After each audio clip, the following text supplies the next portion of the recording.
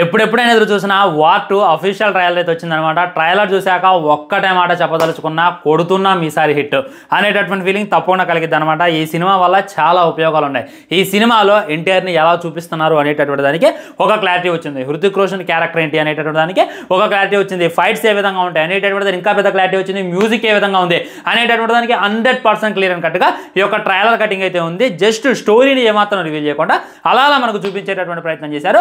ఇద్దరు పెద్ద స్టార్స్ కొట్టుకుంటే ఎలా ఉంటుంది అనేటటువంటిది చూపిస్తూనే వీళ్ళిద్దరూ ఎందుకు బద్ధ శత్రువులా మారిపోయారని చెప్పి ఒకవైపు చేస్తూ ఆల్రెడీ హీరో హీరోయిన్ రొమాన్స్ చేయడం మనం చూడొచ్చు. హృతిక్ రోషన్ కైలా మళ్ళీ వాళ్ళిద్దరే మళ్ళీ ఫైట్ చేసుకుంటున్నారనమాట.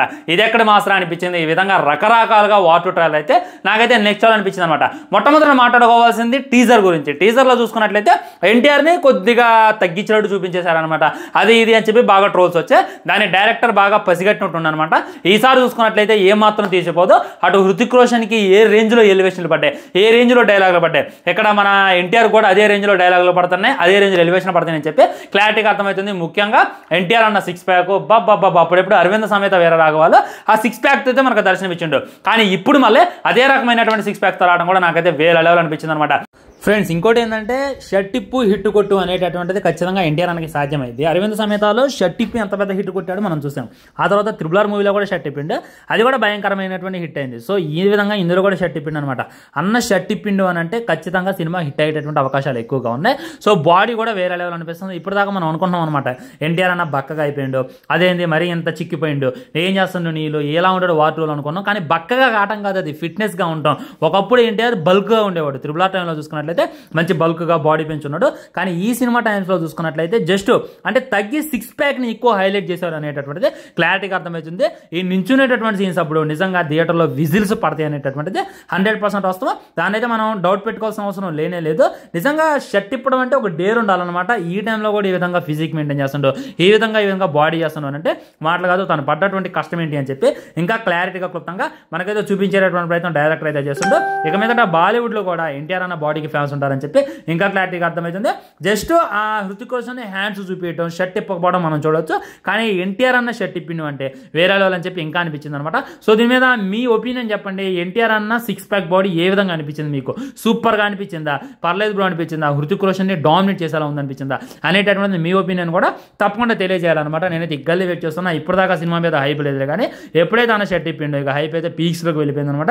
ఇంకో అరవింద్ సమేత కావాలి, ఇంకో RRR కావాలని చెప్పి నేనైతే మనస్ఫూర్తిగా కోరుకుంటే. ఇంకా ట్విస్ట్ ఏంటంటే మొత్తం మల్టీస్టార్ సినిమా ఏమైతే చూడాలి మరి. ఆ తర్వాత ఈ యొక్క స్టోరీ మనం జాగ్రత్తగా అబ్జర్వ్ చేసినట్లయితే రివీల్ చేయనట్టు మన ముందు అయితే పెట్టేటటువంటి ప్రయత్నం చేశారు. మొట్టమొదటి పాయింట్ చూసుకున్నట్లయితే ఇద్దరు సోల్జర్సే. మన కబీర్ హృతిక్ రోషన్ చూసుకున్నట్లయితే మొత్తాన్ని ప్రపంచాన్ని వదిలేసి దూరంగా వెళ్ళిపోవాలి అని చెప్పి డిసైడ్ అవుతాడు. సో దూరంగా ఉండు అని చెప్పి మనకి పోర్ట్రేట్ చేస్తారనమాట. కానీ తను అక్కడ ఏదో ఒక విషయంలో పాల్గొంటూ ఉంటాడు. ఆ తర్వాత మన ఎన్టీఆర్ తన మీద ఏదో తీరని పగతో ఉంటాడు అనమాట, లేదా తను ఎవరైనా నిర్వర్తించిన వారు ఉంటాడు. ఆ తర్వాత మన హృతిక్కి మన ఎన్టీఆర్కి ఏదో పర్సనల్ పగడు ఉండొచ్చు. ఐ థింక్ వార్ 2లో చూసుకున్నట్లయితే అంటే ఉంది కదా వార్లో ఆ టైగర్ షెఫ్ మరియు ఈ టైగర్ ఇద్దరు అన్నదమ్ములు ఉండొచ్చు, వీళ్ళిద్దరు విడిపోయి ఉండొచ్చు. ఆ తర్వాత మన ఎన్టీఆర్ పెద్దోడయ్యి కబీర్ మీద రివెంజ్ తీసుకోవడానికి వచ్చి ఉండొచ్చు అనేటటువంటి క్లారిటీగా అర్థమవుతుంది. ఇక్కడ డైరెక్టర్ ఇచ్చినటువంటి డీటెయిలింగ్ ఏంటంటే ఇక్కడ తెలుగు ఆడియన్స్ను కూడా దృష్టిలో పెట్టుకోండి, సినిమా జాగ్రత్తగా తెరకెక్కిస్తున్నాం అని చెప్పి క్లారిటీగా అర్థమవుతుంది. ముఖ్యంగా ఆయన విలన్ కాదు. ఎన్టీఆర్ ఇన్ని రోజులు నేను విలన్ అనుకున్నాను అనమాట. విలన్ కానే కాదు, తను సోల్జర్. తను కూడా ఏదో ఒక మంచి కోసం అయితే పోరాడుతుంటాడు. కాకపోతే హృతిక్ రోషన్ చెడు అనుకుంటాడు అనమాట.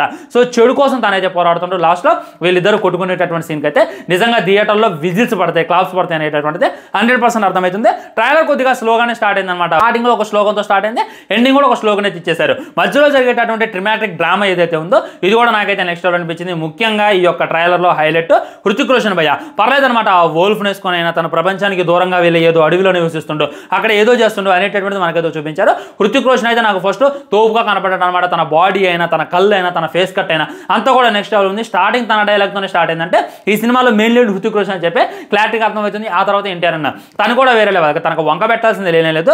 ఆ బాడీ అయినా, కట్అవుట్ అయినా, గన్ను పట్టుకునేటటువంటి విధానమైన, ఒరిజినల్ వాయిస్ దింపేటటువంటిదైనా, ఆ రన్నింగ్ అయినా, ఆ ఫైట్స్ అయినా, యాక్షన్ అయినా అన్ని కూడా అనమాట. ఇప్పటిదాకా మన ఎన్టీఆర్ని ఫ్యాక్షన్ సినిమాలో చూసాం. అరవింద సమేత వీర రాఘవలో కత్తితో యుద్ధం చేసేది చూసాం. అంతకుముందు తొడలు కొడితే సుమోలు వేసేది చూసాం. అంతకుముందు విజిల్స్ వేస్తే సుమోలు వేసేది చూసాం. కానీ ఇంత మట్టికే స్పై యూనివర్స్లో అయితే చూడలేదన్నమాట.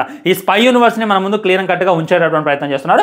అదైతే నెక్స్ట్ అనిపిస్తుంది. వచ్చేస్తుంది. ఆ తర్వాత కైరా, ఈ అమ్మాయి కూడా ఒక మంచి రోల్ ఉందన్నమాట. ఓన్లీ ఎక్స్పోజింగ్ చేయడానికే కాదు, ఓన్లీ రొమాన్స్ చేయడానికే కాదు, ఓన్లీ హీరో పక్కన ఉంది ఒక క్యారెక్టర్ అనడానికి కాదు, తనకు కూడా వేరే లెవెల్ ఉండబోతుంది. అంటే ఐ థింక్ ముందు హృతిక్ రోషన్తో లవ్ అని చెప్పి నాటకాలు ఆడిద్ది, లవ్ అని చెప్పి డ్రామా ఆడిద్ది.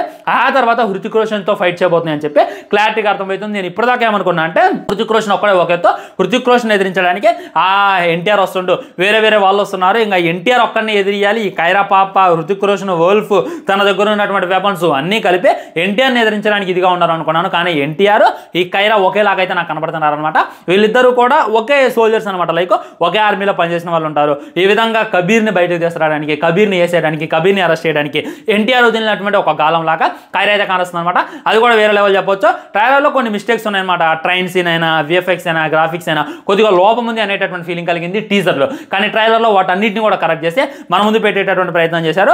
ఆ వోల్ఫ్ను చూపించేటటువంటి విధానం చూడండి ఎలా చూపిస్తున్నారు, అలా చూపించాలన్నమాట. కానీ రీసెంట్గా వచ్చినటువంటి ఒక తెలుగు సినిమాలో ఎలా చూపించారనేటటువంటి మన కళ్ళతో మనం చూసాం. వాళ్ళు బడ్జెట్ అంతే పెట్టారు, ఎక్కువ భారీ బడ్జెట్ ఏం పెట్టలేదు. కానీ వాళ్ళ దగ్గర ఉన్నటువంటి టెక్నీషియన్స్, దమ్మున్నటువంటి టెక్నీషియన్స్ అని చెప్పి క్లారిటీగా అర్థమవుతుంది. ముఖ్యంగా బీజిఎం అయితే వేరే లెవెల్ పడ్డది. ఎక్కడ కాపీ కొట్టినటువంటి ఫీలింగ్ నాకు అసలు కలగలేదు. ఒక ఫ్రెష్ ఫీలింగ్ అయితే కలిగింది, వేరే లెవెల్ అనిపించింది. ఇవన్నీ కూడా మనం ఈ ట్రైలర్లో మాట్లాడుకోవాల్సిన పాజిటివ్స్, నెగిటివ్లు ఏమంటే ఉన్నాయన్నమాట. ట్రైలర్ కొద్దిగా ల్యాగ్ అనిపించింది అనమాట. ఒక ట్రైలర్ ఎంత ల్యాగ్ ఉందంటే ఇక సినిమా ఎంత ఉంది అనేటటువంటి ఫీలింగ్ కలిగింది. ఇక్కడ స్టోరీ కూడా ఎక్కడో విన్నా అనేటటువంటి ఫీలింగ్ కలిగింది. చూసుకున్నట్లయితే ఒక సోల్జర్, రిటైర్డ్ సోల్జర్ అయి ఉండొచ్చు, లేదా ఆ యొక్క ఆర్మీని వదిలేసినటువంటి సోల్జర్ అయి ఉండొచ్చు. తనకి ప్రపంచానికి దూరంగా, ఈ లోకానికి దూరంగా వెళ్ళి ఎక్కడో జీవిస్తూ ఉంటాడు. ఆ తర్వాత మన ఎన్టీఆర్ చూసుకున్నట్లయితే తను కూడా సోల్జర్. వీళ్ళిద్దరు ఒకవైపు ఎన్టీఆర్ పెద్ద సోల్జరే, మన హృతిక్ రోషన్ పెద్ద సోల్జరే. వీళ్ళిద్దరూ కొట్టుకుంటే ఎలా ఉంటుంది అనేటటువంటిది చూపించినాడు. డైరెక్టర్ ఏమైనా ఇబ్బంది పడతారు అనేటటువంటి ఫీలింగ్ కలిగింది. చెరోకు పంచిస్తాను అనమాట. ఇప్పుడు ఎలా ఉండాలి ఏదైనా సరే, ఆర్టిఫిషియల్గా ఉండకూడదు, న్యాచురల్గా ఉండాలి. వీళ్ళిద్దరు కొట్టుకుంటుంటే కావాలని కొట్టుకుంటున్నారు అనేటటువంటి ఫీలింగ్ కలగాలి. కానీ అలా అనిపించలేదు అనమాట. హృతిక్ రోషన్ ఒక గుద్దు గుద్దుతుంటే ఎన్టీఆర్ ఒక గుద్దు గుద్దుతుండే, ఎన్టీఆర్ ఒక తన్నుదంటే హృతిక్ రోషన్ ఒక తన్నుతాను అనమాట. ఈ విధంగా ఎన్టీఆర్ ఒక తన్నుడు, హృతిక్ రోషన్ తన్నుడు, వీళ్ళిద్దరికి సమానంగా ఫైట్ పెట్టారు. ఈ విధంగా అటు ఆ ఫ్యాన్స్ సర్ట్ కాకుండా, ఇటు ఈ ఫ్యాన్స్ సర్ట్ కాకుండా ఏదో మన ముందు పెట్టేటటువంటి ప్రయత్నం చేస్తుంటే కానీ ఇక్కడ కానీ ఫెయిల్ కాకుండా ఉంటే సినిమా వేరే ఎలా ఉంటుంది అనేటటువంటిది నా ఉద్దేశం అనమాట. నాకైతే 3 క్యారెక్టర్లు నచ్చే, స్టోరీ కూడా పర్లేదు అనేటటువంటి ఫీలింగ్ కలిగింది. బీజం కూడా నెక్స్ట్ లెవెల్ అనిపించింది. ఈ 2025లో ఖచ్చితంగా తోపు సినిమా. ఇంకో మ్యాజిక్ ఏందో తెలుసా, హృతిక్ రోషన్ చూసుకున్నట్లయితే 25 years కంప్లీట్ చేసుకుంటాడు ఇండస్ట్రీలోకి వచ్చి. మన ఎన్టీఆర్ చూసుకున్నట్లయితే తను కూడా 25 years కంప్లీట్ చేసుకుంటాడు. ఇద్దరు కలిసి ఒక టాలీవుడ్ హీరో, ఒక బాలీవుడ్ హీరో కలిసి ఒక స్పై యూనివర్స్లో నటిస్తున్నారు. లాస్ట్కి ఇంకో పెద్ద హీరో వస్తారంట. ఆ హీరో ఎవరు అనేటటువంటి సస్పెన్స్ అని చెప్పి మూవీ టీం అయితే తెలియజేస్తుంది. వెయిటింగ్ అనమాట. మీకు ఏ విధంగా అనిపించింది ట్రైలర్ అనేటటువంటి డెఫినెట్గా కింద కామెంట్ చేయడం అసలు మర్చిపోవద్దు. అప్పుడే అసలు లైక్ చూడండి, వ్యూ చూడండి. నమ్మకమైన ఒక మాట చెప్తాను నేను, ఈ సినిమాకి హైప్ రావడానికి గల కారణం 100% ఎన్టీఆర్. ఎన్టీఆర్ వార్ 2లో నటించట్లేదు అని అంటే అసలు వార్ 2 వస్తుందని చెప్పి కూడా ఎవరికీ తెలియదు.